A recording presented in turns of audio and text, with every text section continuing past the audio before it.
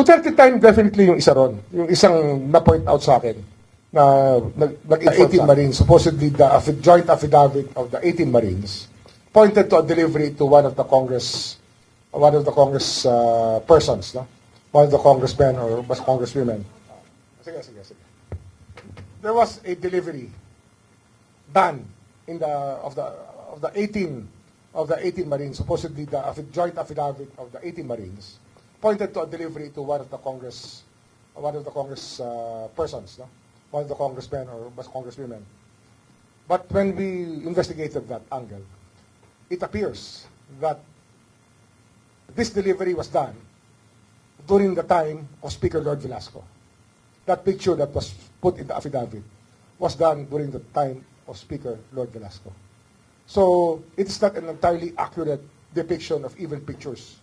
What you see here is really a manipulation of facts to make it appear that that was that, but actually they were playing with timelines, and this is one timeline that they played with, that this happened before the term of President Marcos. Some of them, at least, one picture that was used in the affidavit would show us that it was done during the time of Lord Velasco as Speaker of the House. At least just one of them. I'm not talking about the others, but there was one picture there that was put in the affidavit that was actually taken before we assumed office. Maleta na dineliver sa isang tao. Ang report sa amin, pero yun naman. Oh, pero yung report niya, it was delivered during the time. So, you're talking about something happening before 2022. Ano dito? I have reason to believe that Mike Defensor was called to task already by people concerned with that picture that was shown.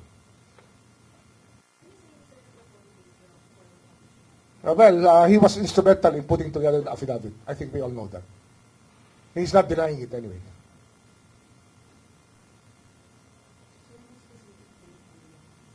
I find out again, but it's a very reliable person telling me that that picture was taken before, during the time that Lord Velasco was still the Speaker of the House. So there was a delivery of money already at that time. Same ex-Marines, yes. But we're still looking for the individual affidavits based on personal knowledge of all of them. That is so important. Mahalaga po yan na yung sinasabi ng bawat isang lumagda dyan ay sarili nilang kaalaman. Hindi sa narinig nila o nabasa nila sa kanilang chat group. Kasi may chat group yung mga yan eh.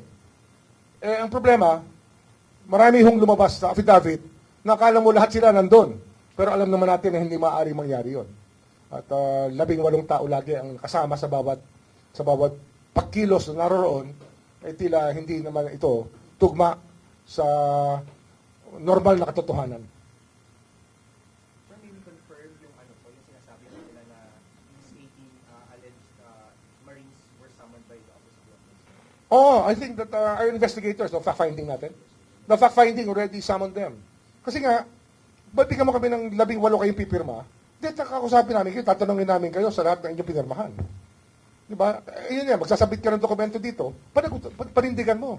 Huwag mo sasayangin ang oras ng opisina namin. Kaya dapat, panindigan nyo lahat. Tsaka, ilagay nyo yung detalye ng bawat isang tao kung saan siya kasama. Kasi sabihin natin, there were 200 deliveries or 100 deliveries. Kasama ba siya sa 100 deliveries? Hindi siya nawala kahit minsan? Yun ang tinatanong natin dito. Marami dyan. Siguro naka-3 delivery, naka-4, naka-5, pero hindi 100. Pero sinasabi noon, 100 magkakasama sila ng lahat.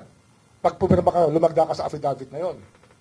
Hindi ba dapat yan personal knowledge eh? Kaya yun ang gusto natin malaman. Lilinawin lang natin kasi ang hinahabol natin dito yung kamalian pa rin. The act itself is still what we are after. Siyempre, gusto natin malaman talaga kung ano nangyari. Not to find fault on anybody, but to know if somebody can vouch for every action. Kung sino talaga ang pwedeng managot. Sabihin natin, delivery sa isang bahay. Sino-sino yung kasama sa delivery sa bahay na yun, sa date na yun. Kasi, ganun talaga ang pag-iimbestiga. Hindi pwede hong general statements lang na sabi-sabi, sama-sama ang lahat. You're talking about serious allegations that have to be testified to by the actual people who witnessed the act.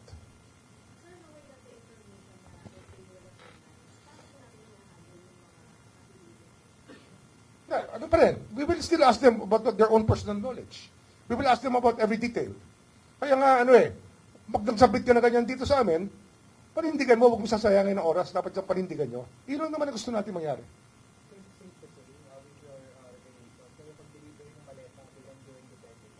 Duterte time, definitely yung isa ron. Yung isang na-point out sa akin, na nag-inform sa akin. Di, yung pa rin yun. Hindi ako sigurado eh. Somewhere in Metro Manila. Hindi. Wala pang ICC nun eh. Yung delivery na yun was before June 30, 2022. Yan. Pupuluan pa natin ng detalye yan.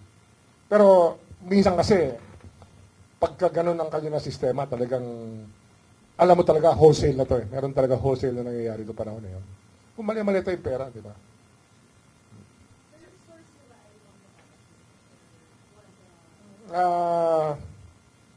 Basta marami tayong source. Galing tayo ron eh. Di ba? We came from there. I was a congressman at that time. Kaya hindi naman ako magtataka kung gano'n nga ang nangyayari. Sir, you mentioned kanina na si Mike Defensor was asked para ayusin na. Oo, meron na lumapit kay Mike Defensor tungkol sa picture na yun. Sige, tanongin niyo siya kung sino yun. He might want to tell you. Sir, gaano kataas itong taong ito? Ano yung figura niya sa politika? Congress. Congressman. Member of Congress. Influential, mataas ang posisyon. Anong panahon na yun? Influential. Okay? Hanggang ngayon, sir? Basta. Ayun na. Hanggang yun. Sir, Basta. Andyan lang yun. Malalaman nyo naman yan. You ask Mike Defensor.